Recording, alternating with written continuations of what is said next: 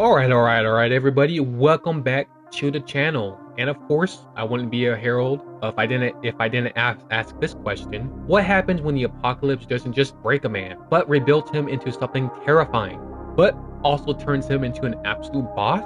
Today, we're deep diving into something that's really iconic, controversial, and complex. We are talking about Negan Smith from The Walking Dead.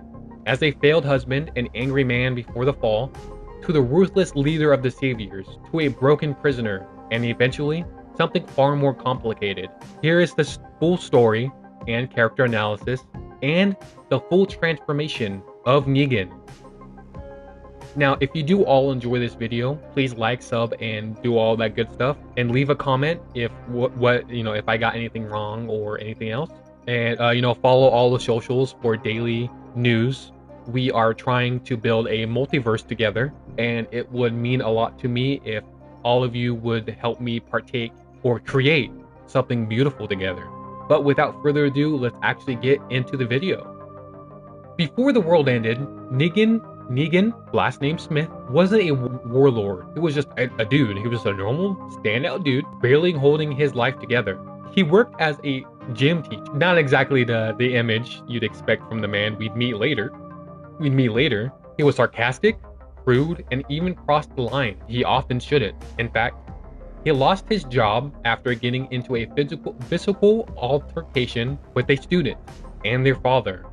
Well, in the comics that happened. It was that, though in the show, it was a man in a bar that interrupted the song on a jukebox that his wife played, making the man see literal red and beat the man to a bloody pulp. But at home, things weren't much better. Negan was married to Lucille, the woman who would later become the emotional core for his entire identity in the apocalypse. Though their relationship was complicated, he loved her, but he also oftenly cheated on her, many times in fact.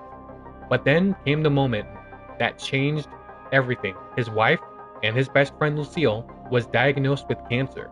Now, when faced with losing her, Negan tried to change.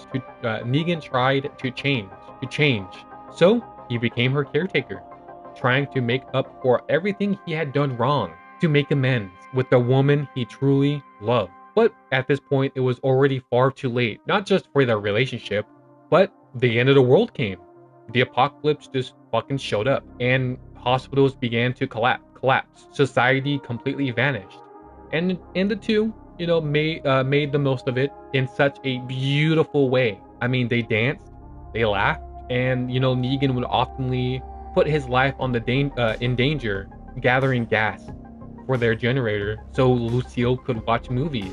But when they couldn't watch movies, he actively read to her and even wore her wig to make her laugh.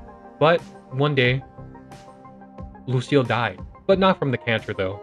She took her own life before she could turn, and she made sure to do it when Negan was away getting her medicine for her cancer treatment. And he returned, and he found her that way. And at that moment, after finding her, it broke him further. So, and we see that this is where Negan took the core of Lucille and essentially made her into a baseball bat, pretty much. And now we see that how he perfected himself in absolute. And after Lucille's death, something inside Negan just completely snapped and hardened. The man who once felt guilt and regret started to disappear. Instead, in his place, a new identity formed, one built on pure survival, control, and complete domination. He named his weapon after his wife. He created Lucille, the barbed wire baseball bat. But to him, it wasn't just a weapon. It was a symbol, a twisted tribute. It was a way of keeping her with him at all times. But it also reminded him never to be weak again and to always have his wife with him, so he can continue to make amends for all of his misdeeds that he did to her. So, over time, during the apocalypse, Negan began gathering people who were scared, desperate, and needed protection. But Negan didn't build a community, he built a system, and it was a brutal one. But it was completely fucking iconic and awesome. The Saviors are very iconic, and I mean, they got obliterated, let's be honest, but still, they were cool. Nonetheless, speaking of the Saviors though, After taking out the biker gang that kept him hostage, keeping Lucille from getting her treatment, Negan, after again he executed the biker gang, he became the leader of a massive group known as the Saviors. And under his rule, the world became simple. He had a way of doing things. Those things being, you give me half your shit or you fucking die. Simple as that. And so we see that the communities like the Hilltop and Kingdom, even Alexandria at later during the later time, were forced into submission by Negan. But they didn't just want resources. They wanted complete control and ruled through fear and intimidation along with physiological dominance, and it actually worked. Because Negan just wasn't strong. He was smart and he understood something most people didn't in the apocalypse. People always fear unpredictability more than violence. And Negan was very, very unpredictable. Very much so. So when wielding Lucille, because she is indeed very awesome, he displayed how dope he actually fucking is.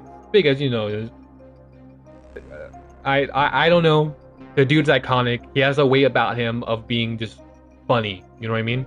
And in season 8, when Negan finally meets Rick's group, it becomes one of the most iconic moments in TV history. Rick Grimes, the former sheriff turned leader, had proven himself to be ruthless when necessary. But Negan, oh man, Negan was on a whole other level. Because in a single night, he shattered Rick's group completely. He forced them to kneel. He made them understand completely that they were no longer in control. And then came Lucille, and Negan used her to brutally execute Abraham and Glenn, which was, I just want to add that, that event was very emotional and heartbreaking for me. But this wasn't just violence, it was a message. You answer to me now. And Rick, for the first time in a long time, was broken and helpless. And Negan wore his smile like a good luck charm. I mean, that guy ended up having several wives, so, he ended up bagging 9 different chicks. Lucky. Yet, despite being very funny, Negan wasn't random always. He had rules, and that made him even more dangerous. Because to him, people are a resource, order must be maintained, fear keeps people alive, and Lucille is absolutely fucking awesome. Yet, Negan did genuinely believe he was actually saving people and keeping them safe. Because in his mind, the world needed structure, even if it was cruel though. He punished disobedience harshly, but he also protected those under his rule. I mean, he did throw his only doctor into the furnace, and he also burned Dwight's face with a superheated iron for stealing insulin. I mean, everything he did made sense in a horrific way. Though, that's what separates Negan from typical villains like the Governor, to the Wolves, or even Megatron, or the Claimers, because he simply didn't see himself as evil. Instead, he saw himself as something necessary. And he may have been brutal, but he did actually seek out to help out, to do good work. As the season continues, eventually, Rick does fight back, and what follows is the all-out war season. A massive conflict between the Saviors and the Allied community. Negan versus Rick. Control versus freedom. Fear versus hope. And during this season, Negan proves to be an absolute brilliant strategist, constantly always staying one step ahead. But Rick has something Negan didn't have. Unity. He had people willing to fight for each other. Not out of fear though, but out of loyalty. And in the world, Rick actually wins. But he doesn't kill Negan, despite being a man of his word. Instead, he does something unexpected. He just spares Negan. And I feel like Carl, despite having passed during this season, had a contributing hand in it of Negan being spared. But also making a martyr out of Negan during the war would just cause more problems in the long run. Now, after the all-out war, Negan spends years locked in a cell while Lucille rotted away in the very same field she was in. Now, and then the man who once ruled everything was reduced to nothing now. And this is where things begin to change. As he is locked up, Negan reflects and he also regrets.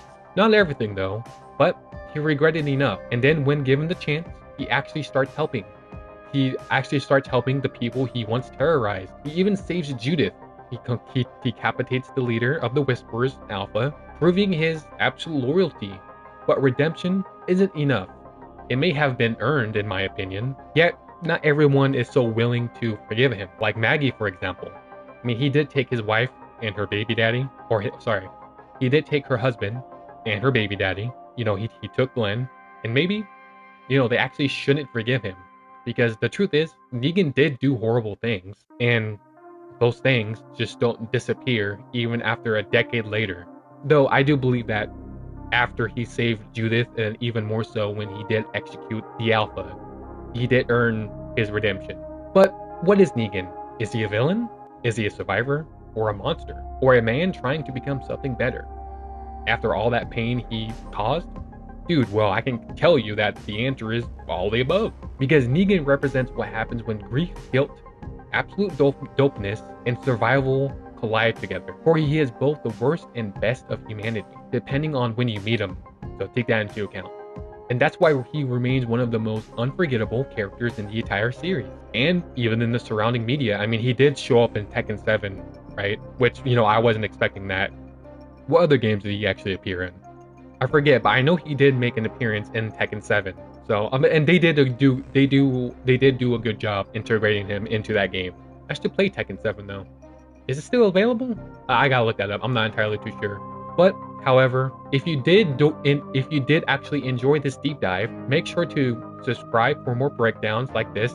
Next time, I'll be doing Maggie, Glenn, or the Whisperers. I did do a video on Rick and Michonne. I'm also doing one on Daryl currently. But until then, remember, in a world like The Walking Dead, you don't just survive. You become something else. You become the one who lives. Alright everybody, I hope you did enjoy the video. I'll go ahead and catch you in the next one. Have a good one. Bye.